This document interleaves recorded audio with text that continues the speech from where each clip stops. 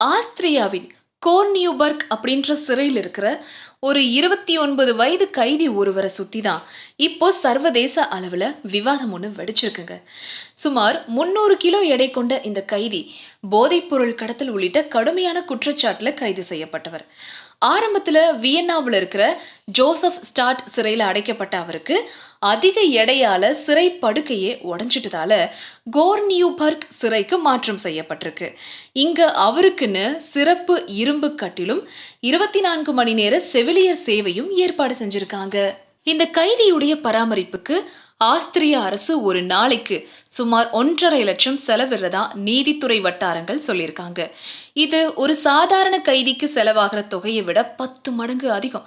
அந்த அளவுக்கு ஏன் செலவழிக்கப்படுது அப்படிங்கிற கேள்வி இப்போ ஆஸ்திரிய மக்களிடையே பெரிய பரபரப்பை ஏற்படுத்தி இருக்கு. காரணம், பலர் அரசு மருத்துவமனைகள்ல மாத கணக்குல காத்திருக்க வேண்டிய நிலை. ஆனா குற்றவாளிக்கு அரசு நேரடி பராமரிப்பு வழங்குறத ஏற்க முடியாம இருக்காங்க. அதே நேரத்துல இந்த கைதியுடைய வீட்ல இருந்து 45 கிலோ கஞ்சா, 2 கிலோ கொகைன், 2000 எக்ஸ்டசி மாத்திரைகள் அப்படின்னு பரபரப்பான போதைப் பொருட்கள் பறிமுதல் செய்யப்பட்டிருக்கு.